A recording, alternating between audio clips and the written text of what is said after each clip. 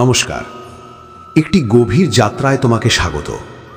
এই যাত্রা কোনো বাইরের তীর্থস্থানে যাওয়ার নয়, এই যাত্রা তোমার নিজের ভিতরের দিকে। এটি শ্রীমদ্ ভাগবত গীতার সেই জ্ঞান সাগরে ডুব দেওয়ার এক বিনম্র চেষ্টা, যেখানে শুধু উপদেশ নয়, লুকিয়ে আছে চিরন্তন সত্য। আমরা এখানে শুধু কিছু কথা শোনার জন্য আসিনি, শুধু জানার জন্য বা বারবার বলার জন্যও নয়। আমরা এসেছি সেই শাশ্বত সত্যের আগুনে নিজের মনের ময়লা, ভ্রান্তি আর ভয়কে পুড়িয়ে ফেলতে। এই যাত্রা শুধু শ্রীকৃষ্ণের ভক্ত হওয়ার নয়, বরং সেই কৃষ্ণ চেতনা, সেই সাক্ষী ভাব নিজের ভিতরে জাগিয়ে তোলার, যা আমাদের সবার মধ্যেই নিদ্রিত। তাই কোনো চ্যানেল সাবস্ক্রাইব করার আগে নিজের ভিতরের সত্যকে শুনতে এবং বুঝতে নিজেকে প্রস্তুত করো।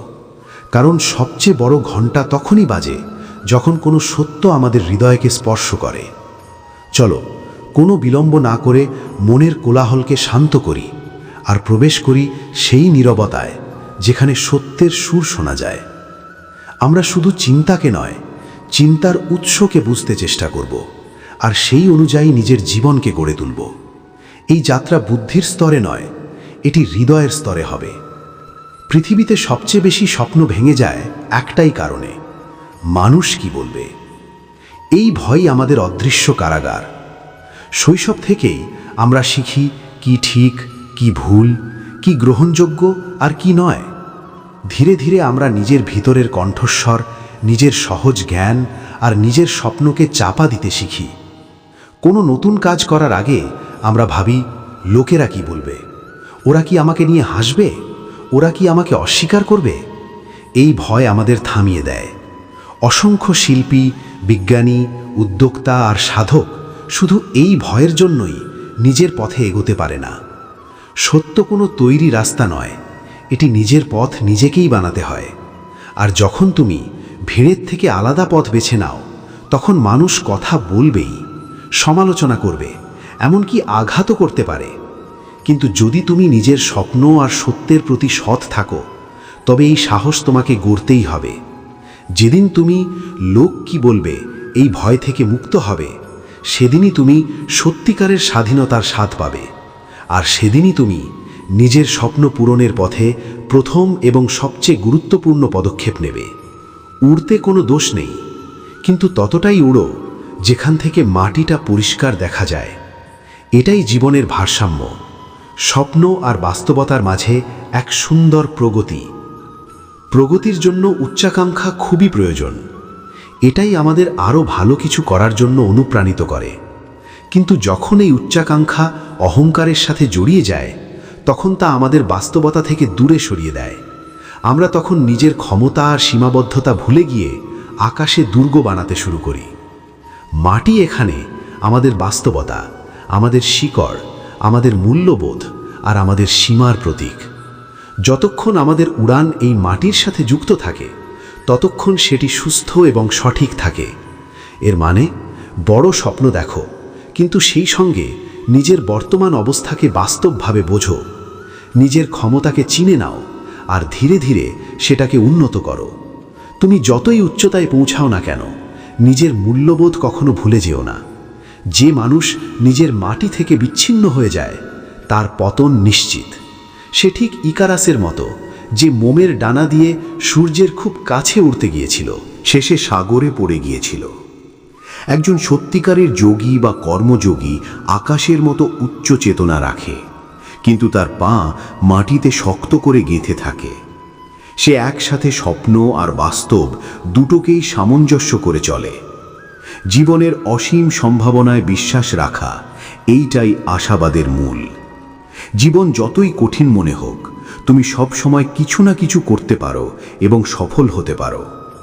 এই চিন্তাই আমাদের হতাশা আর নিষ্ক্রিয়তা থেকে বাঁচায়। পরিস্থিতি অনেক সময় আমাদের নিয়ন্ত্রণের বাইরে থাকে। রোগ, ক্ষতি, অন্যায় সবই ঘটতে পারে। এমন সময় নিজেকে অসহায় মনে হওয়াটা স্বাভাবিক। কিন্তু যদি গভীরভাবে লক্ষ্য করো, তবে দেখবে যে পরিস্থিতিই হোক না কেন, সব সময় কিছু ছোট জিনিস থাকে যা তোমার নিয়ন্ত্রণে থাকে। তোমার দৃষ্টিভঙ্গি, তোমার প্রতিক্রিয়া, তোমার ছোট একটা পদক্ষেপ। হয়তো তুমি পুরো বন্যা থামাতে পারবে না, কিন্তু একটি ঘাসের টুকরো আঁকড়ে ধরে নিজেকে বাঁচানোর চেষ্টা তো করতেই পারো। সফলতা মানে শুধু বড় কোনো লক্ষ্য অর্জন নয়, কঠিন সময়েও নিজের ভারসাম্য ধরে রাখা, নিজের মর্যাদা না হারানো এবং হাল না ছেড়ে দেওয়া, এগুলোও বড় সফলতা। প্রতিটি ছোট ইতিবাচক পদক্ষেপ, প্রতিটি ছোট আশার আলো সফলতার দিকেই এগিয়ে নিয়ে যায়। মানুষের আত্মার মধ্যে এক অদম্য শক্তি আছে। যতক্ষণ তুমি সেই শক্তিতে বিশ্বাস রাখো এবং চেষ্টা করা বন্ধ না করো, ততক্ষণ তুমি হারবে না। জীবনের সবচেয়ে বড় আনন্দ হলো সেই কাজটি করা যেটা মানুষ বলে তুমি পারবে না। যখন কেউ তোমার ক্ষমতা নিয়ে সন্দেহ করে, তখন তা তোমার জন্য এক চ্যালেঞ্জ হয়ে দাঁড়ায়। সেই চ্যালেঞ্জ গ্রহণ করা এবং তা অতিক্রম করা তোমাকে গভীর আত্মবিশ্বাস আর তৃপ্তি দেয়। এটা শুধু অন্যদের ভুল প্রমাণ করার আনন্দ নয়, এটা নিজের সীমা অতিক্রম করার আনন্দ। আমি যতটা ভাবতাম অথবা অন্যরা আমার সম্পর্কে যতটা ভাবত, তার থেকেও আমি অনেক বেশি। এই উপলব্ধির আনন্দ। প্রতিটি মহান সাফল্যের পেছনে এই গল্পটাই লুকিয়ে থাকে। মানুষ বলেছিল মানুষ কখনো উঠতে পারবে না, তবুও কেউ থামেনি। মানুষ বলেছিল অসম্ভব, তবুও কেউ প্রমাণ করেছে সম্ভব। তারা অন্যদের সাথে তর্কে সময় নষ্ট করেনি, তারা নিজেদের কাজ দিয়েই উত্তর দিয়েছে।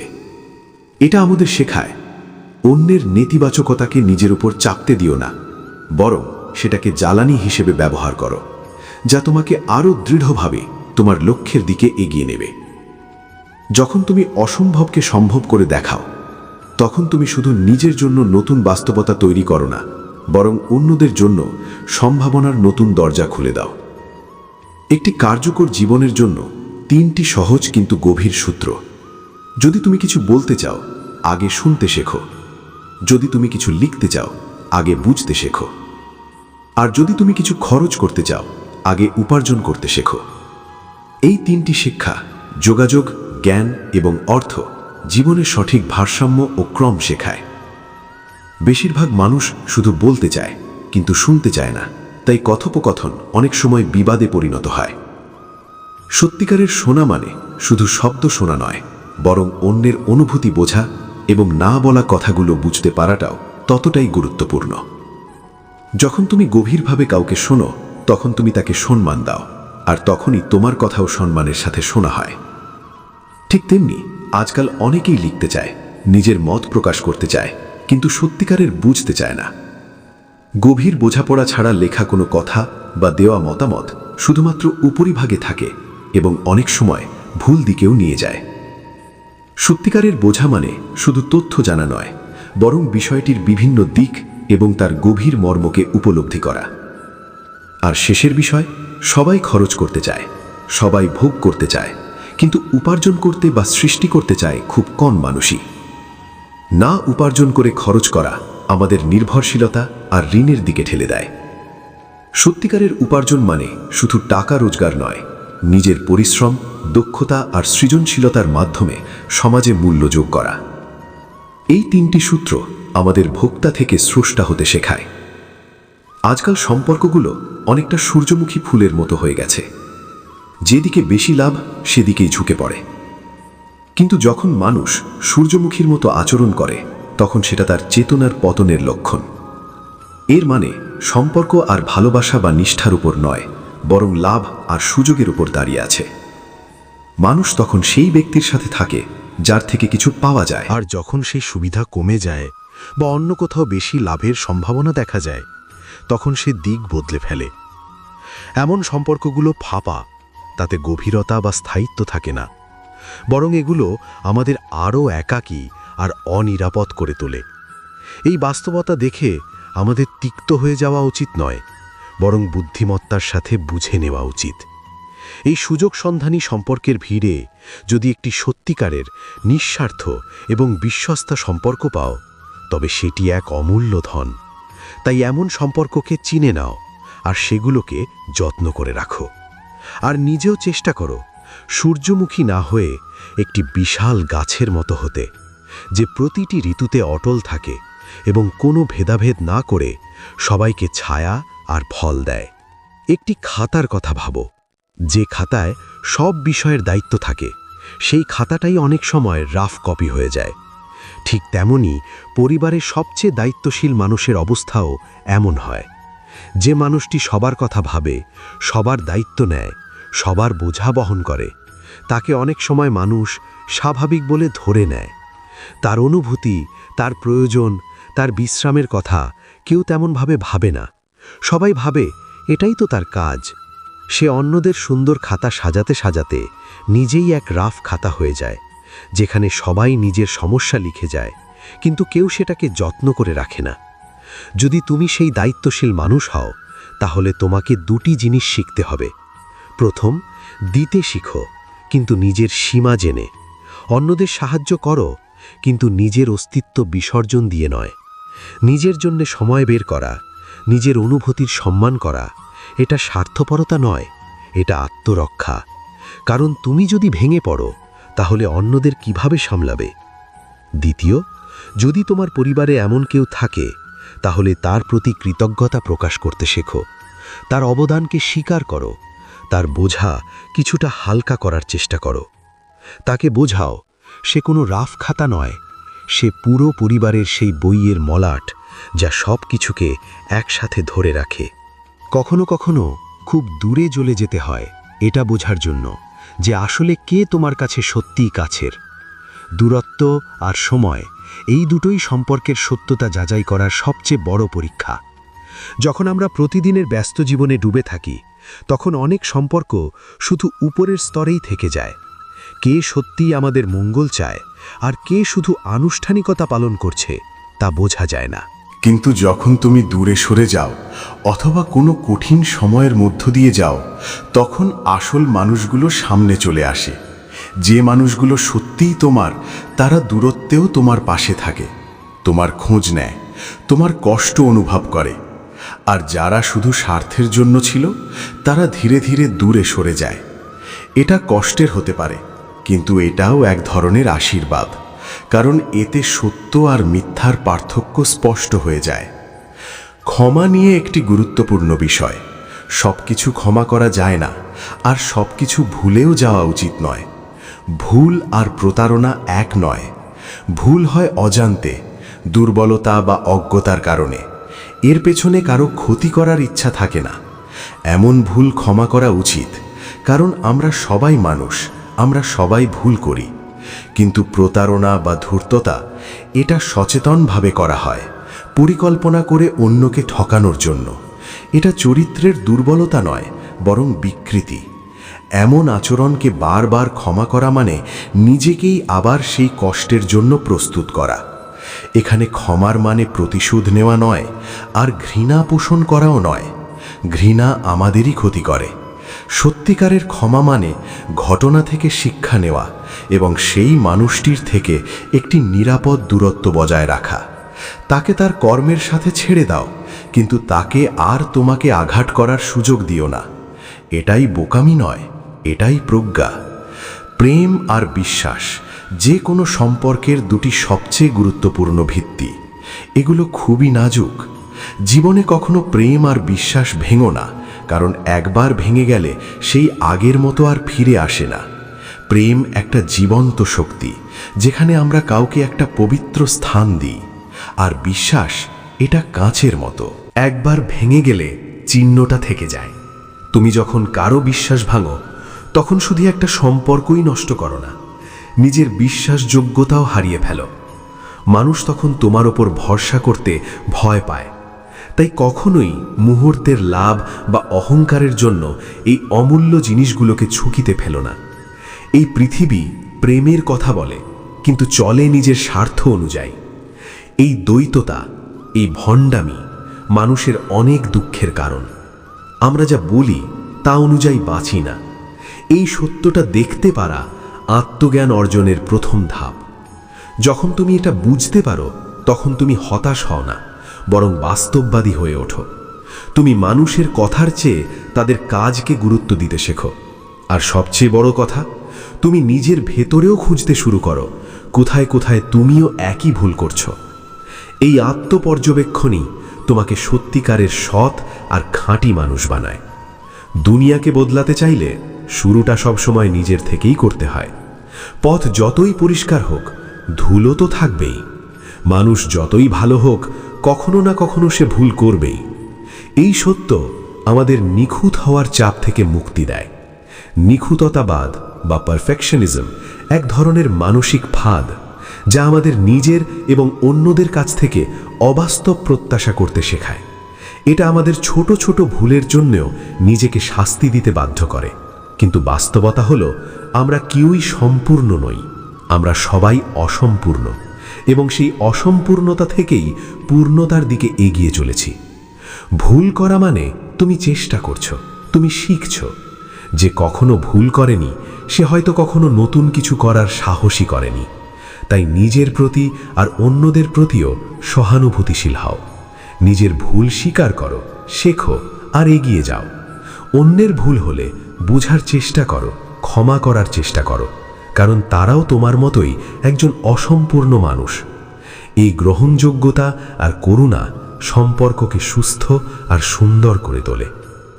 শেষে একটা কথা, কখনো কখনো দূরত্বই বলে দেয় আসলে কে তোমার সত্যিকারের আপন।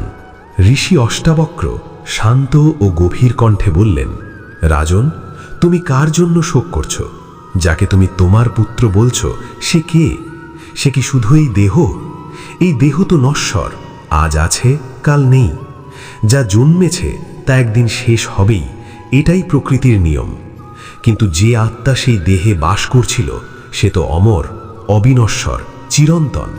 না সে জন্মায়, না সে মরে। সে শুধু এক দেহ থেকে আরেক দেহে যাত্রা করে। তাহলে তুমি কিসের জন্য শোক করছো? যে চলে গেছে সে তার পথেই এগিয়ে গেছে, আর তুমি এখনো আমার আমার এই মোহে বন্দী হয়ে আছো। এই আমিত্বই তোমার দুঃখের মূল কারণ। রাজন স্তব্ধ হয়ে গেলেন। ঋষি আবার বললেন, ভাবো রাজন, এই পৃথিবীতে কে কার? যে আজ তোমার পুত্র, সে কি সব জন্মে তোমারই ছিল? আর তুমি কি সব জন্মে তার পিতা ছিলে? এই সম্পর্কগুলো সময়ের সাথে তৈরি হয়, আর সময়ের সাথেই ভেঙে যায়। তুমি যার জন্যে কাঁদছো, সে আত্মা তার নিজের যাত্রায় এগিয়ে গেছে। তোমার শোক তাকে ফিরিয়ে আনতে পারবে না, বরং তোমাকেই দুর্বল করে দেবে। একজন রাজা হয়ে তুমি যদি নিজের কর্তব্য ভুলে যাও, তবে তোমার প্রজাদের কি হবে? তোমার শোক শুধু তোমার নয়, এটা পুরো রাজ্যের ওপর ছায়া ফেলছে। রাজা চোখ মুছে ধীরে ধীরে মাথা তুললেন। ঋষি বললেন, সত্যিকারের জ্ঞানী সেই যে জীবনের অনিত্যতাকে বোঝে এবং তবুও নিজের কর্তব্য পালন করে। শোক আসবে, দুঃখ আসবে, কিন্তু তুমি যদি তাদের দ্বারা ভেসে যাও, তবে তুমি নিজের শক্তিকে হারাবে। তোমার পুত্রের প্রতি সত্যিকারের ভালোবাসা কি জানো? তার স্মৃতিতে ভেঙে পড়া নয়, বরং তার স্বপ্ন, তার আদর্শকে বাঁচিয়ে রাখা। তুমি আবার উঠে দাঁড়াও, তোমার রাজ্যকে সামলাও। এটাই হবে তোমার পুত্রের প্রতি প্রকৃত শ্রদ্ধাঞ্জলি। এই কথাগুলো রাজা সুধর্মার হৃদয়কে গভীরভাবে স্পর্শ করল। তিনি ধীরে ধীরে বুঝতে পারলেন, জীবন থেমে থাকে না, আর শোকই শেষ সত্য নয়। তিনি নিজের অশ্রু মুছে আবার নিজের কর্তব্যের পথে ফিরে গেলেন। বন্ধু, এই পুরো গল্পটা আমাদের একটা গভীর সত্য শেখায়। জীবনে সব কিছুই ক্ষণস্থায়ী, সম্পর্ক, দুঃখ, সুখ সবই। কিন্তু আমাদের ভিতরের শক্তি, আমাদের চেতনা আর আমাদের কর্তব্য, এইগুলোই সত্যিকারের স্থায়ী। তাই যখন জীবনে কোনো প্রিয় মানুষকে হারাও অথবা কোনো বড় আঘাত পাও, তখন ভেঙে পড়ো না। দুঃখ অনুভব করো, কিন্তু তাতে ডুবে যেও না। কারণ তোমার জীবন এখনো মূল্যবান, আর তোমার পথ এখনো বাকি। আর মনে রাখো, সত্যিকারের সম্পর্ক সেই যা অন্ধকারে একটি ছোট প্রদীপের মতো। পুরো পথ দেখায় না, কিন্তু প্রতিটি পদক্ষেপে আলো দেয়। জীবন এক গভীর যাত্রা। এখানে আনন্দ আছে, দুঃখ আছে, মিলনও আছে, বিচ্ছেদও আছে। কিন্তু এই সব কিছুর মাঝেও যা সবচেয়ে গুরুত্বপূর্ণ, তা হলো আমাদের চেতনা, আমাদের দৃষ্টিভঙ্গি। তুমি কাকে হারালে, কে তোমাকে ছেড়ে গেল, এগুলো জীবনের অংশ। কিন্তু তুমি সেই অভিজ্ঞতা থেকে কি শিখলে সেটাই তোমার আসল শক্তি। মানুষ আসবে, মানুষ যাবে, পরিস্থিতি বদলাবে, কিন্তু তোমার ভিতরের আলো যদি জ্বলতে থাকে তবে তুমি কখনো পথ হারাবে না। নিজের ভিতরের সেই প্রদীপটাকে জ্বালিয়ে রাখো, যে অন্ধকারেও তোমাকে পথ দেখায়। প্রেম করো, কিন্তু নিজেকে হারিয়ে নয়। বিশ্বাস করো, কিন্তু চোখ বন্ধ করে নয়। ক্ষমা করো, কিন্তু নিজের মর্যাদা ভুলে নয়। স্বপ্ন দেখো, কিন্তু বাস্তবতা ভুলে নয়। লড়াই করো, কিন্তু নিজের শান্তি হারিয়ে নয়। আর সবচেয়ে বড় কথা, নিজেকে জানো। কারণ যেদিন তুমি নিজেকে চিনে যাবে, সেদিন আর বাইরের কোনো ঝড় তোমাকে ভাঙতে পারবে না। তুমি তখন বুঝবে শান্তি বাইরে কোথাও নেই, এটা সবসময় তোমার ভেতরেই ছিল। তাই বাইরে নয়, ভিতরের সেই নীরবতায় প্রবেশ করো। সেখানে তুমি খুঁজে পাবে সত্য, শক্তি আর মুক্তি। এই যাত্রা এখানেই শেষ নয়, এটা কেবল শুরু। এবার পথ তোমার, আর আলো তোমারই।